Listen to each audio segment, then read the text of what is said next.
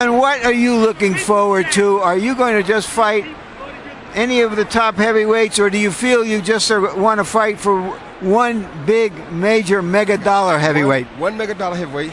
It's me and Mike Tyson. That's all I want. After Mike Tyson, I'm done. So if you don't get Tyson, you're not going to fight again? If I don't get Tyson, I'm done.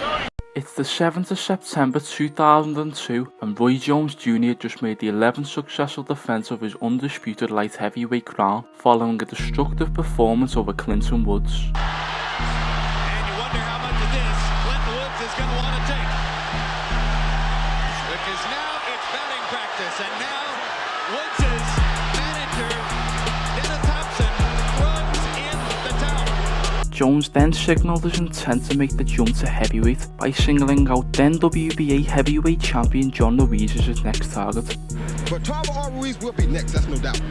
So is that what you're asking? Yes, I'm ready for whoever want to bring it behind to me. Whenever, whoever, however you want it, you damn right. I want it. I forgot. You know what? I was going to be nice. Forget that. Yeah, I want it. Whoever wants something. In late 2002, Roy Jones Jr. was recognised as the pound-for-pound #1 fighter in the world, following his dominance over 3 weight divisions by winning titles in the middleweight, super middleweight and light heavyweight divisions by defeating such legends of the sport in James Toney, Bernard Hopkins and Virgil Hill. Oh, so there is a big shot by Jones. With a lack of credible opponents left at light heavyweight, Roy Jones Jr. would then enter into negotiations for a title fight with then WBA heavyweight champion John Ruiz. Both fighters would then agree terms and a fight was set for March 1st, 2003. The great virtuosos, Robinson, Ali, and Leonard, all showed when pressured that under their gleaming hoods were big engines of heart and courage. At the very least, John Ruiz should open that hood and we'll see what's inside. Live from Las Vegas, it is time for the main event of the evening. 12 rounds of boxing for the WBA Heavyweight Championship of the world. For John Ruiz against Roy Jones Jr. Jones 3 years older at 34. He gives up 3 inches in height. He gives up 6 inches in reach. It's been reported elsewhere as high as 7.5. Ruiz goes to the body to start out and drives Jones into the ropes. Stop! Bring your punches out. No, you listen to me. Ruiz has pounded Jones to the body. Now they go to the center of the ring, and Roy Jones, who uses the jab sparingly most of the time, begins to jab Ruiz. Let him out. What Jones will have to do now is discourage Ruiz from punching low, going to the body. You got to hit him so hard that he'll never duck his head down there again. You're going to do some damage to Roy Jones Jr. Ruiz has got to charge him and bump him and bump him. When nothing Solid is going left on. hook.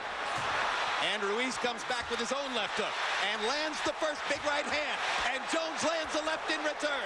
And they're fighting in the center of the ring.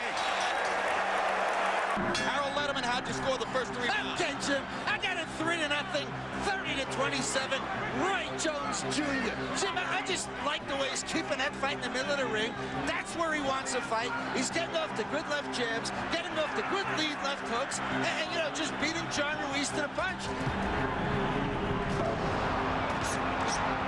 There's a solid right cross by Jones. Blood trickling from the left nostril of John Ruiz after the solid right hand by Jones. He's got Ruiz cautious. That's what you got to get in there and fight him if you Ruiz. You can do this thing if you get the maul in this guy. He stunned him with that. He stunned him with that. Ruiz walked into a right hand and it shook him. And now Jones slips into it again. Just missed.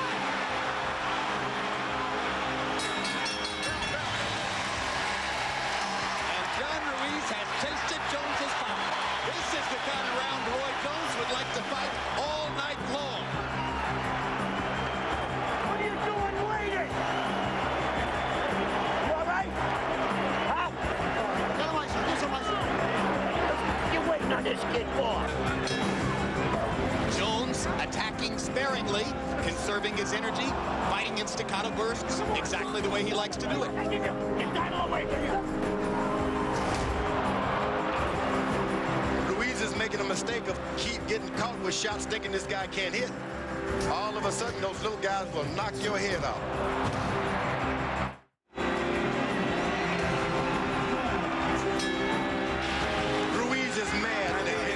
temper. His corner cussed him out. He's going to fight now. He's going to try. They told him he needs a knockout.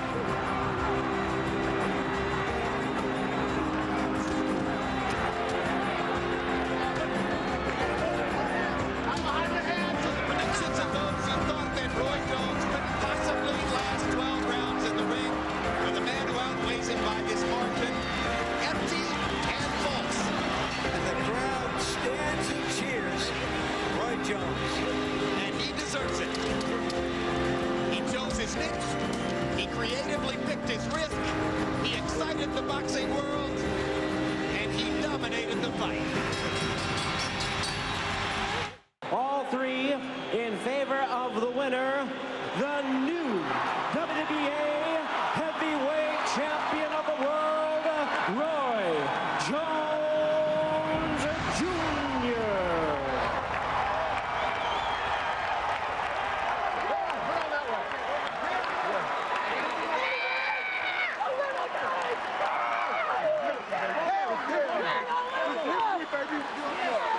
Roy Jones loves title belts.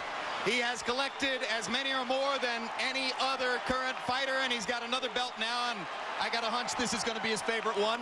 Following Roy's historic performance, he then became the first boxer in 106 years to win titles at both middleweight and heavyweight, just like Bob Fitzsimmons was able to achieve back in 1897. Roy was then on the lookout for his next historic fight at heavyweight, with his team reaching out to the consensus #1 and then WBC champion Lennox Lewis. However, Lewis was quick to turn down a fight as he lined up a second blockbuster fight with Mike Tyson. Roy would then turn his intentions to former 4-time heavyweight champion Evander Holyfield. Negotiations for the fight came to a sudden halt as Holyfield had complications with a shoulder injury that he picked up in a title fight with Chris Bird. So all that was left for Jones was to chase a super fight with Mike Tyson, who was fresh off the back of a first-round demolition of Clifford Etienne.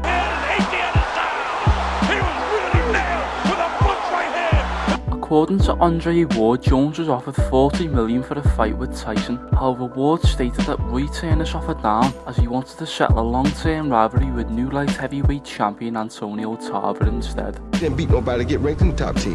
He didn't beat nobody to beat #1 contender.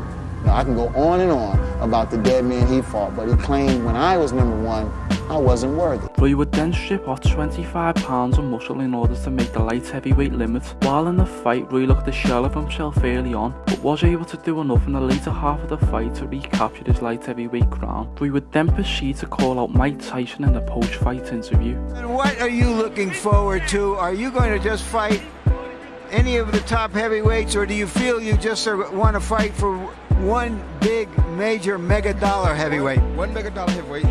It's me and Mike Tyson. That's all I want. After Mike Tyson, I'm done. So if you don't get Tyson, you're not going to fight again? If I don't get Tyson, I'm done.